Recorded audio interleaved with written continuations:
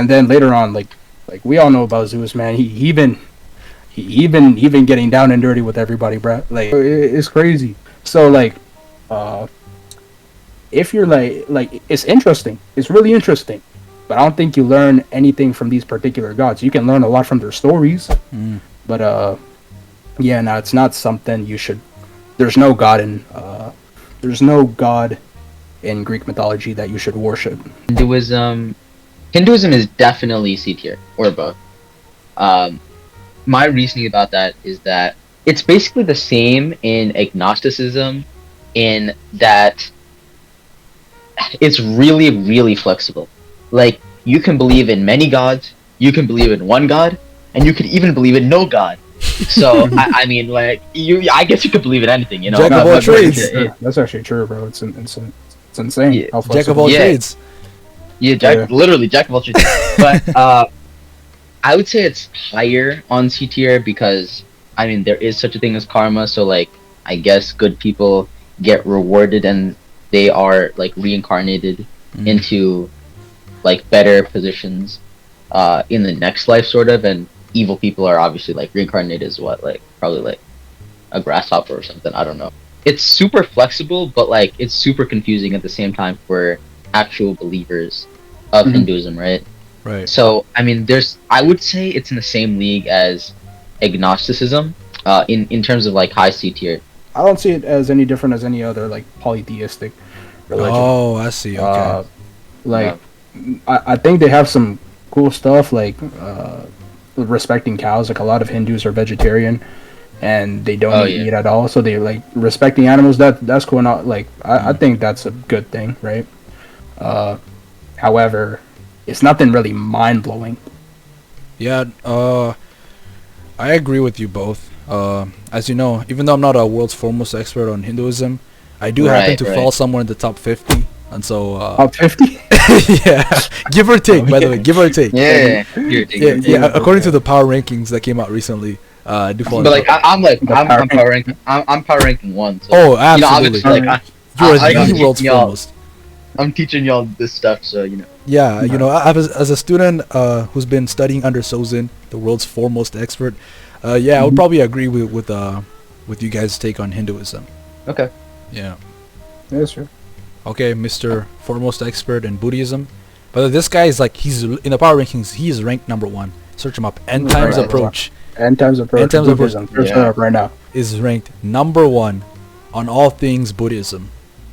In all things. In Buddhism? all things Buddhism, the foremost things, yeah. expert. And so you can take it Yeah. away, Mr. End Times Approach. All right. Now, I might have a little bit of bias because I used to be a former Buddhist and then I converted to Christianity.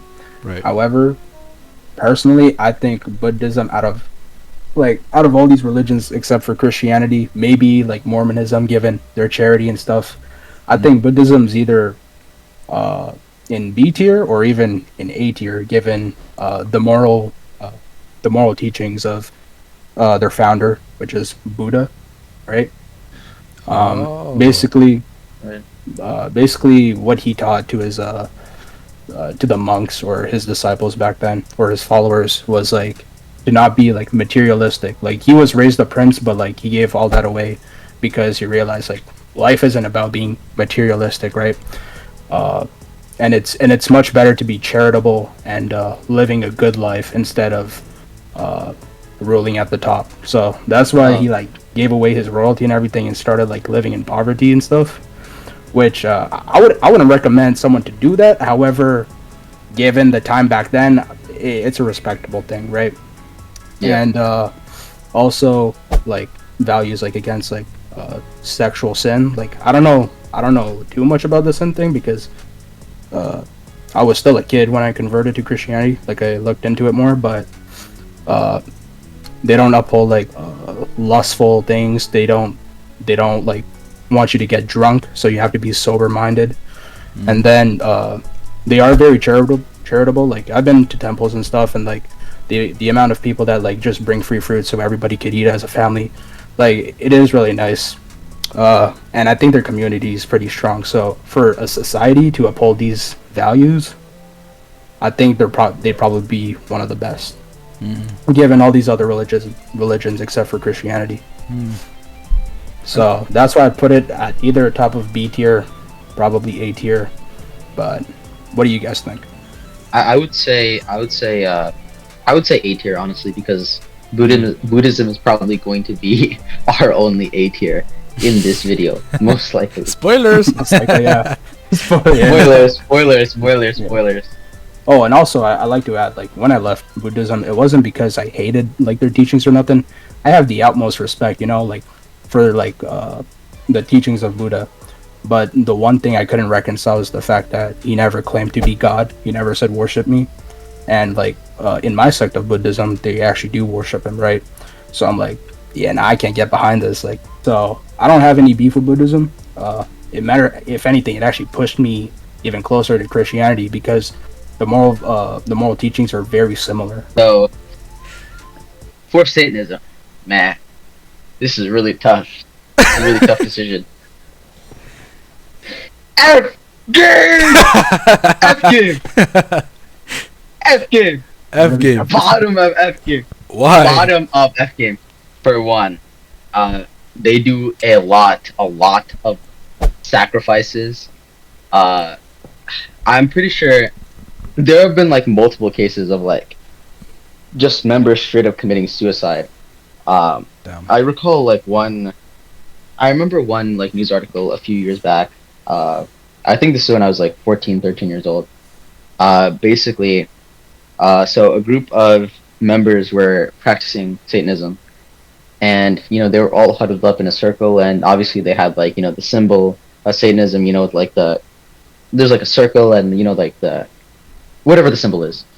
And basically after that happened, the leader of the session basically cut his hand, and the members were forced to drink his blood. And after that, they set fire to the home they were in, and the members burned alive. So Yikes. I just think that's a very, very, very sad situation for the members of them, because obviously I literally do not know any reason why they would even like accept that, like how that could make any logical sense. So I don't know. Like it's very, very, very clearly bottom of F game. It's the worst religion ever. What do you think about that, Mr. Blue from Entam's approach? To hear your perspective. Yeah, no, I definitely agree. I think it's probably the worst. Not only are you upholding evil, which it literally is evil. Satan is evil, right? Right. You're worshiping it, right? And I saw a video. It was from a priest, a Catholic priest, and he was reviewing or reacting to Satanists that allegedly stole a consecrated host, and then they were like trying to stomp on it, and then luckily a Catholic actually pulled up and ate it, right? Even though it was on the ground, he ate it, which is the right thing to do. But they went out of their way to like start kicking at him and everything, and the police got involved. Like that is some very evil stuff. And even before that, they were like saying like, oh, if Jesus was here, we'd crucify him. We'd shove the nails deeper into his skin, and then like forcefully like push the crown of thorns deeper into his head, right? Right. Which is, how does someone go to something like this and say like, wow, we are amazing people? Like, like what? Some very evil and dark stuff. Like, I don't know how anyone could pull up here and say, oh no, I think Satanism is really good for society. No, it's not. It's literally the worship of evil. I think this is simply the worst religion ever. By definition, probably. Yeah. And by the way, there's absolutely no upside at all, right? If you are the most devout, and it's crazy to say this, but if you're the most devout follower of Satanism, you will still end up in hell. Yeah. Like Satan doesn't care He's not your friend. about. Yeah. And also yeah, this, he probably hates you. He probably hates you Not because well, most definitely. oh my Most God. definitely. He does not care. Like, yeah. It's the worst religion. As a matter of fact, we didn't talk about why we put this here. because this religion is not worth any time or any consideration. I don't even want to pronounce Yep. the name, but I'm gonna go ahead and toss Satanism right behind it. To be honest with you, Yep. this tier doesn't even have a name. It's just below F game. That's all you need to know. All right, is it time? Yep, Islam. Okay, I'm going to be the most charitable. Okay. Yeah. With that being said, put it at the bottom of D tier right now. All the What- way, yeah, behind atheism. Is it really worse than atheism? Like, can you justify that? What do you mean? Yeah, but first, I'll give a few examples, right? Like, Right. But I'll build up to it, right? Okay. Well, first of all, the way that Muhammad turns into a prophet is very suspicious, right? Like, when he goes into the cave and then the angel appears. Matter of fact, let me read it off the hadiths, right? Suha al-Bukhari or Sahih al-Bukhari, my bad. Yeah. So the angel came into him and asked him to read. The prophet replied, "I do not know how to read." The prophet added, and then the angel caught me forcefully and pressed me so hard that I could not bear it anymore. And this doesn't happen once; it happens 3 times in a row in this story. Like, what kind of angel is doing that? I know it's not Gabriel, because Gabriel has never done that in no in the Old Testament. Gabriel has never done this. In the New Testament, Gabriel has or any angel in the Bible whatsoever. no angel. Yeah, not even Michael. And like, bro, come on. So I don't see how this is proof that he's a prophet or nothing. And just to add to your point there, by the way, if I'm not mistaken, Muhammad also believed that from those encounters that he was actually demon possessed. He didn't think Oh it yeah, was he was suicidal. He was Yeah. suicidal after this. He didn't even think it was an angel at first. That's something that he Yeah. caught on later, which is again just very sketch. Like Yep. you And- thought that you were genuinely demon possessed to the point where you tried to take your own life. Yeah. It's not a good. And also, just to add on to that, right? Right. For angels that visited, or spoke to prophets in the Old Testament, right? Mhm. They always came saying, "Be not afraid," Right. right? Or they tried to comfort the prophets or provide them with any sort of comfort. Right. And Mhm. if you look at the supposed angel that visited Muhammad, he didn't offer any words of encouragement, any words of comfort. He literally almost killed him. Right. Now this is where we go a bit crazy, but Muhammad with Aisha, bruh. The prophet married her when she was 6 years old. Consummated his marriage when she turned 9. Right. Like, come on, that's pretty horrendous. Islam should strive to reenact the way that Muhammad lived his life, right? Like he is technically a more example in that way. Right. And that term is called sunnah, right? Sunnah is what you like. If you do something that Muhammad did, it counts as sunnah. That's a good deed, right? Mm. And I talked to one of my Islamic friends about this, and I told him is it a good thing to follow what Muhammad did with Aisha, which is to marry a 6-year-old and consummate her when she's 9? Right. And he's like, no, it's not a good thing, because that's that was the context in their time, right? Like, that's not a good thing right now, but back then it was all ball because everyone did it, right? Which is Right. not really a good excuse. But then I also changed the question. I'm like, okay, well then back then, if someone did it, would that be a good thing?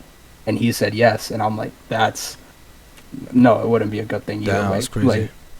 Like I know in Iraq, like a new law was implemented where you can marry a child as young as 9 years of age, and that was because Yep. of what is taught in Islam, right? And so it's not like this is like a fact about Muhammad's life that is just like unimpactful. It's very much impacted the lives of many people, and especially a lot of innocent children that are going to be forced into marriages in which they cannot consent, right? So it's not like it's not a thing that should be just casted aside. I think that's a very strong point for any Muslims listening in. Yeah, and then I'll also quote some other verses from the Quran. I don't know what chapters or exact verses, but I'll send you pictures of it, right? Right. So the first one is, we have created many jinn and people who are destined for hell, with hearts they do not use for comprehension, eyes they do not use for sight, ears that they do not use for hearing. They are like cattle, no, even further astray. These are the ones who are entirely heedless. You're creating people who are destined for hell, like no salvation is given to them just because they were created. Right. Like, that's diabolical belief. Like, where's the free will in that, right? And then, oh my gosh, this is a crazy one. The disbeliever schemed, but God also schemed. God is the best of schemers, or in other translations, it would be deceiver, right? So, like, why are they trying to paint God as like is if he like trying to get a gotcha on everybody? Like how does that help anyone? How does that help society or humanity to like find God, right? I'm starting to see similarities here. Yeah, no, literally it's just another sect of it, bro. And then okay, this is one of the most famous ones probably. Fight those of the people of the book who do not truly believe in God and the last day, who do not forbid that God and his messenger have forbidden, who do not obey the rule of justice until they like th- over here they're just forcing people to pay their taxes or to submit to Allah so they don't have to pay the jizya. And then there's also like videos of a bunch of like Islamic people like saying like with people who don't pay their taxes, they just cut their throats like they're dead. And there's videos of that, and I'll send that to you too, so you can put it on this video or something. When Muslims go and conquer the adjacent country, the Prophet says, the first thing you do is call them to Islam. If they refuse, then tell them Allah obliged upon you to pay taxation, jizya. When enemy comes and attack your country, you don't fight. We Muslims protect you. But the ruling is for Sharia. If they refuse, then we have to fight. Then we capture you, you become our slaves, and we take your land. Because you refuse, I give you two good options. This is the strength of Islam. But nowadays, forget this. Maybe in the coming 40, 50 years when the Muslims become strong. So yeah, nah, that's why it's bottom of D tier. I don't think it's helping society. They have good value, like some good values, but like it's nothing breathtaking compared to like anything that we have in C tier. It's not anything better than D tier. Like it's all basically the same. Right. So, like that's me being charitable. Bottom Yeah. of D tier. And now, I'd like to preface it. Islam has done some good things, but I feel like the a lot of the negatives just really heavily outweigh the good. Some good. I'm pretty sure like they're one of the religions that was fighting against like the abortion of children. Whenever people would have like girls, right, instead of boys, they abort them or throw them away or do something like that. So alongside Christianity, Islam was also one of the religions that would take those children in instead of like just letting them die because they were unwanted, right? And so Islam has done some good things, but the bad just really outweighs the good. Like I think Islam, as far as like a belief, is technically better than atheism because atheism doesn't really have a true quote unquote belief in. But I think the societal damage is much harsher when it comes to like Islam. I'm pretty sure like I think it's closer associated with like armed conflict and all those things. Yeah, I think Islam's societal negatives are just really, really bad. Probably some of the worst out here, to be honest. And so I would rather someone be an atheist than a Muslim, with no disrespect. Like there are some Muslims that you meet that are great people, but most of them are westernized Muslims, right? And so their actual beliefs morally are aligned with closer to Christianity because they're brought up in a Western culture. You go meet Muslims that are in Iraq or something like that. They're very much different, and the sad part is in their difference, they're actually closer to the true Islam, even though that makes them like more violent and all those things, right? Like almost every religion has been used to some degree to justify some sort of violence or another immoral course of action, right? But the problem with Islam is that there are explicit verses that teach this sort of violence, right? They're not like implied, or they're not, it's nothing like that. Like explicitly saying, fight the unbeliever, right? Until they don't resist you anymore, right? And if they don't pay the jizya, then you're going to kill them, right? And so that's the difference between Islam's violence and a lot of other religions. Is that like in Islam, it's just explicitly ordered. And I've seen a lot of Muslims talk about how Islam, best treatment of women. That's just not true. Muhammad, in fact, says he teaches that apparently women are going to make up the bulk of the people that are in hell. And the reason why is because apparently women aren't that smart. And I'll put it up on the screen. Apparently women just aren't that smart, and so they're going to end up in hell. But the reason why they're in hell is because they're not that smart. So it's very circular reasoning that Muhammad uses, right? I cannot justify or wrap my head around how Muslims can say, oh yes, Islam has the best treatment of women, when women can't seem to win in Islam at all. Even here on earth, like men get to have multiple wives, but not wives multiple husbands, right? Yeah. And it's like, oh, what are the odds? Like Muhammad himself first started out with the limit of wives to be at 4, but I think he raised his to 11 because Allah allegedly, ended up giving him his wish, and apparently his limit gets raised. And in fact, I'm pretty Coincidence, sure. huh? Yeah, what a coincidence. I think even Aisha, his child bride, yes, remarked this, and I'm pretty sure she said something along the lines of, "Oh, Prophet, like, it's interesting how, Allah always seems to, come to your every need, basically, and, you fulfill your every desire." But even his child bride kind of noticed that in the clutch, whenever Muhammad wanted something, Allah always seemed to recommend that as the best course of action, right? Well, at least they say there's only one God or something. I don't know. You can toss some on the grill for the Muslims and call it a day. Spirituality. I think it's pretty. So the benefits are really bad. They're not good. No benefits. There's no none, benefits. like at all. It's all placebo. Literally, It's literally a sugar pill. Like, it's all F game. oh, here's your daily horoscope, like, bruh. Like, and I will say, what's strange is just how many people get got into these things. Like, Blue, a friend of ours, right? Short Yeah. Asian girl, you know who I'm talking about, right? Yeah, she does tarot cards, right? And she's a professing atheist, right? She says, doesn't believe in anything, but she does tarot cards.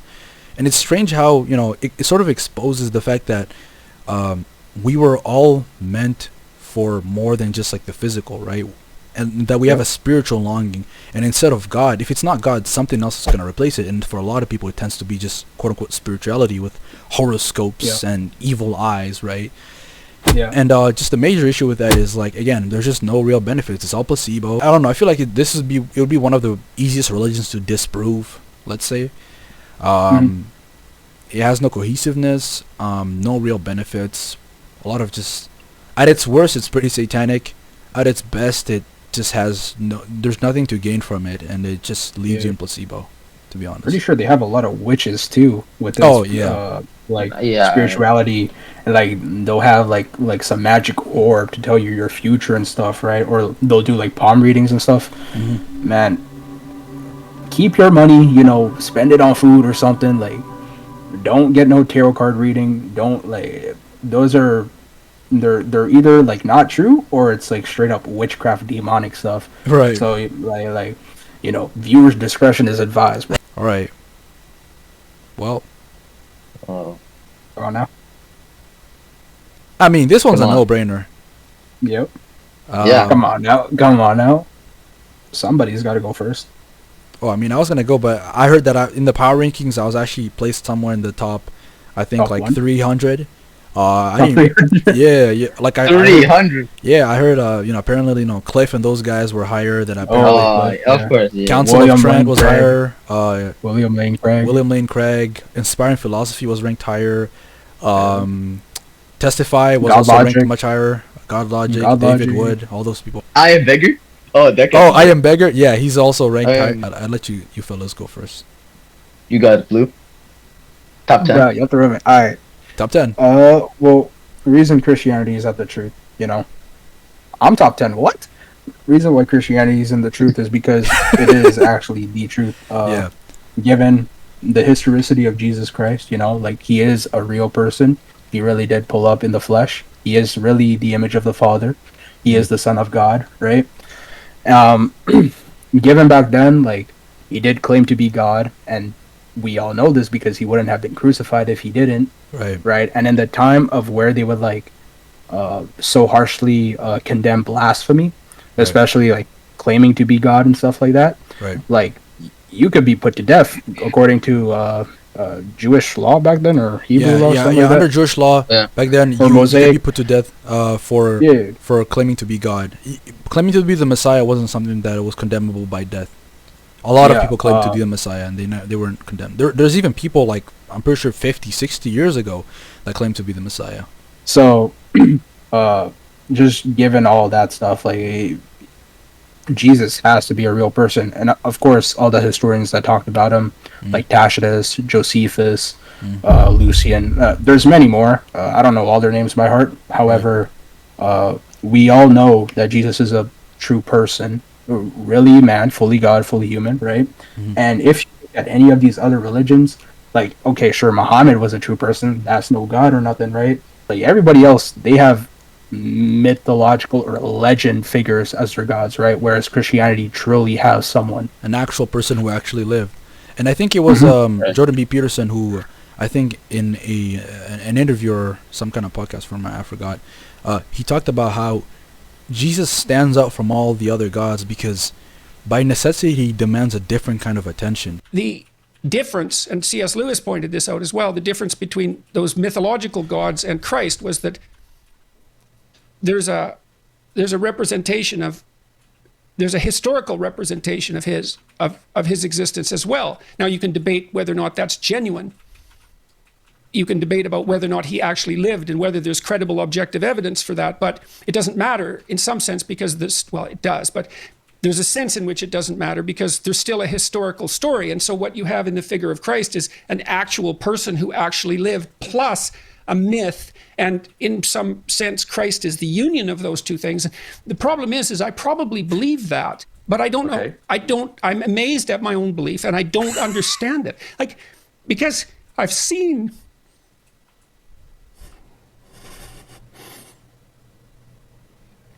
sometimes the objective world and the narrative world touch. You know, that's Jungian synchronicity. Yeah. And I've seen that many times in my own life. And so in some sense, I believe it's undeniable. You know, we have a narrative sense of the world. For me, that's been the world of morality. That's the world that tells us how to act. It's real. Like, we treat it like it's real. It's not the objective world. But the narrative and the objective world touch. And the ultimate example of that, in principle, is supposed to be Christ. But I don't know what to... that seems to me oddly plausible. Yeah. But I still don't know what to make of it. It's too... partly because it's too terrifying a reality to fully believe. I don't even know what would happen to you if you fully believed it. You know, the Greek gods, you know, you couldn't... You know, these were all people figures that you could chalk up to legend, like you said. But the thing with Christianity, with Jesus, is that it's an actual person who actually lived, right? Which means that you can't just toss him up in the legends category or in the myths, right? Because since he's someone who actually walked the earth, right? He sort of demands a different attention. Like the earliest Christianity was Christians being persecuted. They were the ones that were being killed, but somehow they were multiplying under being persecuted, right? Yeah. And so Right. it should bring you to wonder, right? Like, what about this man that made the most common folk become into the greatest martyrs, right? These weren't people, they weren't, you know, special ops were trained to undergo, you know, torture, you know, methods and all those things. And here's the thing, right? I would also bring up 2 points. One of them is, out of all these religions, right, all of their teachers are dead and in the grave, right? It's as simple as that. Jesus is the only one that is out of the grave. Like, everyone here on this tier list is trying to tell you something about the afterlife, but none of them have actually gone there and come back, and only Jesus is the one that did that, right? Mm-hmm. And so that gives extra credence to the claim of Christianity, because there you have a founder who actually went there, right? And if he knows his way out of the grave, then maybe he can actually take you out of the grave too, right? So it actually makes sense why, you know, he could, you know, resurrect the dead. So, listen, like we were saying earlier, right? Mm-hmm. Truth is meant to transcend time, right? It's true that the sky is blue, right? Right. And it's never going to change, and it never has changed. Mm-hmm. And when you look at all of these other religions, right, they all fell victim of being to their time. If we're looking at Islam, which we ranked earlier, yeah, it's obviously true that, oh yeah, Muhammad just went with the times. You know, they were all marrying children that day, in those days. But clearly, it's morally wrong to do that. And, you know, I just feel like Jesus is the ultimate, perfect moral example. And, you know, for the Muslims that are watching this, even you all can't disagree that Jesus was sinless, completely sinless. So he obviously was a perfect figure to base your life around, right? Mm-hmm. And sort of referencing the video you made in one of your earlier videos, where Christianity has a personal God, right? It's not a God that is distant from us. It's a God that actually cares for us, right? So, for each sin that you committed in your life, for each wrongdoing you've committed in your life, that was a whip of the lash he took. It was a piece, a drop of blood that was shed, right? And no other God can say that. No other God willingly, even though he didn't have to, despite that, he was willing to put his life on the line for you, to make himself vulnerable, to make himself mortal for you. Also, since I know that many Muslims are going to be watching this, and they're going to be saying, but it's not possible that God was made into a man, right? I ask of you this: what is impossible with God, right? Are you setting boundaries on God for all of these, right? Christianity simply has the best moral teachings, and also simply a God that is personal and cares for you, and simply died for you. And I think that's the most important thing, because here's the truth of it, right? If Islam is true, as the religion teaches, the best relationship you could ever have with Allah is to be a slave to Him, right? Whereas if Christianity is true, you are a child of God, right? That's the best relationship you can have with God, is to have a father and child relationship, right? And even to your point of God being personal, one of the prophecies, I think it's in Isaiah 49, I think verse 16, where God is speaking and He says, "See, I have engraved you on the palm of my hands," right? And it's talking about God having written your name on the palm of His hands, right? And the word engraved, right? When you look into specific translations, was actually talking about physical carving, right? And so this prophecy about Jesus, about talking about how He carved our names on His own body, just speaks to how personal He is, right? Because this means that Christianity has the best upside. If any of these other religions are true, in most of them, God doesn't even really care for you, right? Or if He does, it's because you're an object of use to Him. You're a slave, right? Or you're sort of like a pet, or like that sort of creation to Him, right? You don't have a personal God, right? Who actually reaches down, who gets involved in all of our messiness, and who can actually relate to you, right? And so I think Christianity also has the best answer to like the problem of suffering, because it has a God that isn't immune to suffering. I agree with Mr. Blue, one of the top 10 world's foremost experts on Christianity, right? From End Times Approach. I repeat, End Times Approach. And Mr. Sozin, I've heard that you're also up there in the rankings, top 20. And so, I agree with these world's foremost experts on the ranking of Christianity here. I think it's the best religion because it's just the truest, and it has the most upside, the best moral teachings, and it has a God who cares. I feel like that completes our list. Do we have any comments post-game interview about our performance? Do we think this is a good list? I think it's I feel like given what we know. It's definitely good. Yeah, it's definitely good. Given that we're the foremost experts. Experts. If anyone disagrees with us, they should be ashamed of themselves, because we are the they're disagreeing with experts. They're disagreeing with the experts. With the world's foremost experts, by the way. Checkmate, atheists. As it's very well known, like among the Baha'i community, I am the world's foremost expert on the Baha'i faith. And so, obviously, like, in terms of like the Yoruba religion, I am obviously like the world's number one. Number one. Sort of unquestioned, undisputed. Yep. Yeah. Unchallenged. So like, if any, I mean, and I've done extensive research, obviously, on the Yoruba religion throughout my life. So, easily years. Years of my time. I feel like it was a good list, though, to be honest. I think it was fair. This is how it should really go. Like, everything is just really below F game. You should make this a short, like a YouTube short. I will, bro. This is how it should really be, if I'm being honest. Everything is just below F game. Maybe Buddhism is F game, maybe it stands out a little bit. F you. Just put it down there with everyone else, bro. To try to save face. Yeah, bro. Chuck it down there, bro. But everything else just goes out sad, because it's just not true, and so it either misleads you like really far from the truth, or it's decent enough to where you won't question it. Like a lot of Muslims I've heard have actually like like they left Islam because of some of like the moral barriers. They're like, well, how are you teaching people to like marry children, right?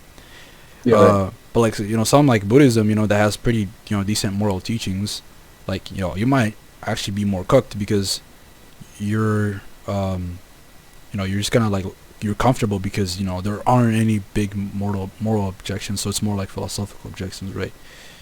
Yeah. But yeah, in all reality, everything should be below F game, and then Christianity is just truth, and that's the end of it, to be honest.